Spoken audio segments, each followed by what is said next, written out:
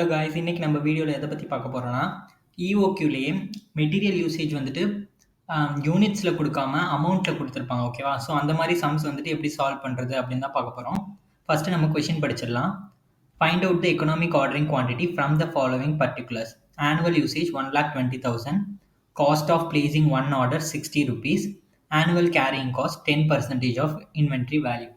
So இதில் பார்த்தீங்கன்னா annual usage வந்து நமக்கு வந்து யூனிட்ஸில் தான், முன்னாடி சம்லலாம் யூனிட்ஸில் கொடுத்துருப்பாங்க. இந்த சம்மில் பார்த்தீங்கன்னா 1,20,000 rupees கொடுத்துருக்காங்க. அப்படின்னா என்ன அர்த்தம்?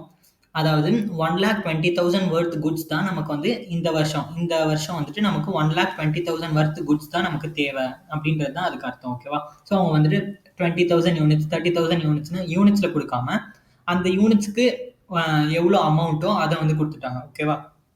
ஸோ அதனால் நம்மளோட இஓக்யூவுமே வந்து ருப்பீஸில் தான் வரும், குவான்டிட்டியில் வராது. ஓகே, ஸோ நம்ம ருப்பீஸில் தான் இஓக்யூவுமே கண்டுபிடிக்க போகிறோம். ஸோ அதுக்கு எப்படி பண்ணுறதுன்னு பார்க்கலாம். ஃபஸ்ட்டு வந்து எக்கனாமிக் ஆர்டரிங் குவான்டிட்டி ஃபார்முலா என்ன? 2AB divided by S.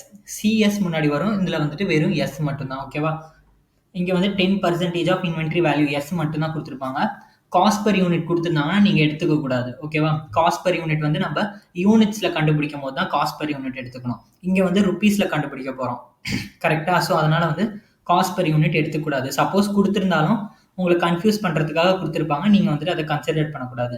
எப்பயுமே ஆனுவல் யூசேஜ் வந்து ருப்பீஸில் கொடுத்துருந்தாங்கன்னா நீங்கள் காஸ்ட் பர் யூனிட்டை இக்னோர் பண்ணிடணும். ஓகே, ஸோ இப்போ நம்ம வந்துட்டு இதை ஃபார்முலாவில் சப்ஸ்டியூட் பண்ணலாம். 2 இன்ட்டு ஃபார்முலா என்ன? 2AB divided by S. So 2 into A வந்து நமக்கு 1,20,000. கரெக்டாக? ஆனுவல் யூசேஜ் இன்ட்டு பி வந்துட்டு ஆர்டரிங் காஸ்ட் 60 டிவைடட் பை 10%. ஓகேவா? ஸோ இதை நம்ம வந்துட்டு சால்வ் பண்ணோன்னா நமக்கு வந்து இன்ட்டு 60 டிவைடட் பை 1.10. ஓகேவா? 114 மில்லியன் வருது. ஓகே, ஸோ இதுக்கு நம்ம வந்துட்டு ஸ்கொயர் ரூட் எடுக்கணும். 12,000. ஸோ 12,000 rupees தான் வந்துட்டு நமக்கு economic ordering quantity. So 12,000 rupees worth goods தான் நம்ம வந்துட்டு பர் ஆர்டருக்கு நம்ம பிளேஸ் பண்ணுவோம். ஓகே, ஸோ இப்போ வந்துட்டு அடுத்து என்ன கேட்டிருக்காங்கன்னா number of orders per year கேட்டிருக்காங்க. Number of orders per year எப்படி நம்ம கண்டுபிடிப்போம்? டோட்டல் டிமாண்ட் வந்துட்டு நம்ம பெர் இயருக்கு 1,20,000 rupees குட்ஸ் வந்து யூஸ் பண்ணுறோம். அது டிவைடட் பை 12,000 பண்ணோன்னா நமக்கு வந்துட்டு 10 ஆர்டர்ஸ் வரும். ஓகேவா? 1,20,000 டிவைடட் பை 12,000.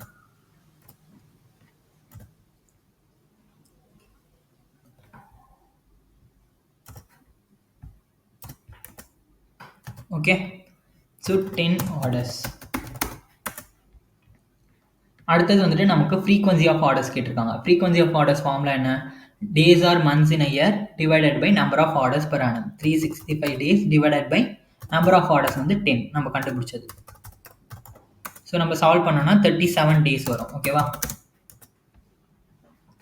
அடுத்த சம். ஓகேவா? இந்த சம் வந்துட்டு புரிஞ்சிருச்சா? இப்போ நம்ம அடுத்த சம் பார்க்கலாம். Compute the economic ordering quantity and frequency of orders in terms of days from the data given. Annual consumption 8,000 rupees கொடுத்துட்டாங்க.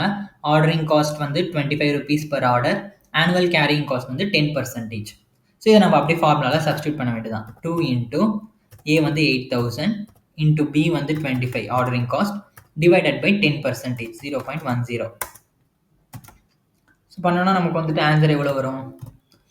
2 இன்ட்டு 8,000 இன்ட்டு 25 டிவைடட் பை 10% பண்ணோன்னா நமக்கு வந்து 4 மில்லியன் வருது. ஸோ இதுக்கு நம்ம வந்துட்டு ஸ்கொயர் ரூட் எடுக்கணும். ஓகேவா? ஸ்கொயர் ரூட் பண்ண மறந்துடாதீங்க, கண்டிப்பாக ஸ்கொயர் ரூட் பண்ணணும். ஓகே, 2,000 rupees வரும் ஸ்கொயர் ரூட் பண்ணிங்கன்னா. ஓகே, அடுத்தது வந்துட்டு இதுக்கு நம்ம number of orders per year கண்டுபிடிக்கணும். ஸோ டோட்டல் டிமாண்ட் எவ்வளோ? 8,000 divided by 2,000. Economic ordering quantity 2,000. So 8,000 divided by 2,000 4. So number of orders வந்து 4. ஓகேவா? ஸோ பர் இயர்க்கு வந்து நம்ம 4 ஆர்டர்ஸ் பிளேஸ் பண்ணுறோம். அடுத்தது வந்துட்டு ஃப்ரீக்வன்சி ஆஃப் ஆர்டர்ஸ் கேட்டிருக்காங்க. ஃப்ரீக்வன்சி ஆஃப் ஆர்டர்ஸ் நம்ம எப்படி கண்டுபிடிப்போம்? 365 days divided by number of orders 4. So 365 divided by 4 பண்ணோன்னா நமக்கு 91.25. ஸோ 91 days வருது நமக்கு. ஓகே, ப்ராப்ளம் 3 பார்க்கலாம். Find out the economic ordering quantity from the following particulars. Usage per month 1,600, ordering cost per year 40 and annual carrying cost 15%. ஓகேவா? So இங்கே வந்துட்டு என்ன கொடுத்துருக்காங்கன்னா யூசேஜ் பெர் மந்த் கொடுத்துருக்காங்க. நம்ம எப்பயுமே நம்ம ஆனுவல் யூசேஜ் தான் எடுப்போம், கரெக்டாக? ஆனால் இங்கே வந்துட்டு பெர் மந்த்துக்கு கொடுத்ததுனால நம்ம வந்துட்டு இந்த ஆனுவல் யூசேஜுக்கு கன்வெர்ட் பண்ணணும். Okay, so working note 1. So நமக்கு என்ன வேணும்? ஆனுவல் யூசேஜ் வேணும், கரெக்டாக? Annual usage.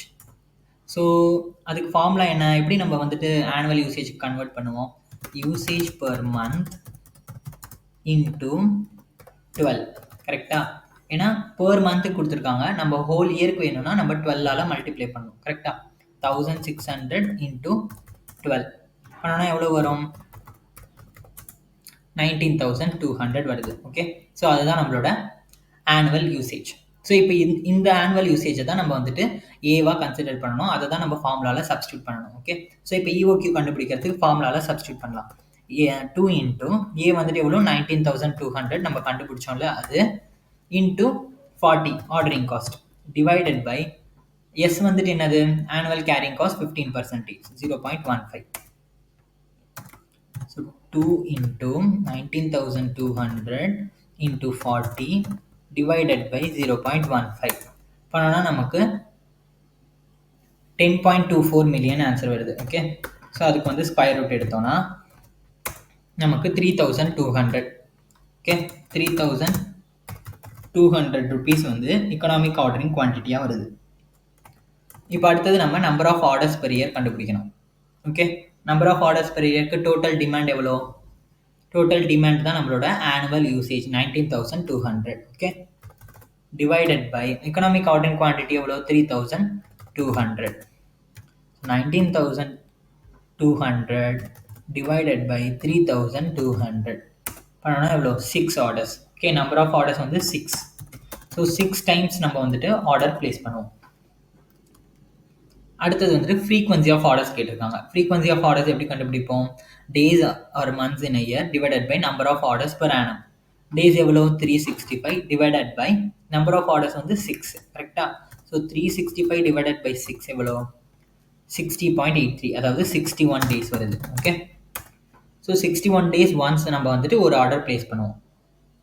அவ்வளோதான் இந்த சம். ஓகே, ஸோ இந்த சம் உங்களுக்கு புரிஞ்சிருக்கும்னு நினைக்கிறேன். நெக்ஸ்ட் வீடியோவில் இன்னொரு மெத்தடில் எப்படி சம் போடுறது அப்படின்னு பார்க்கலாம். ஓகே, பாய்.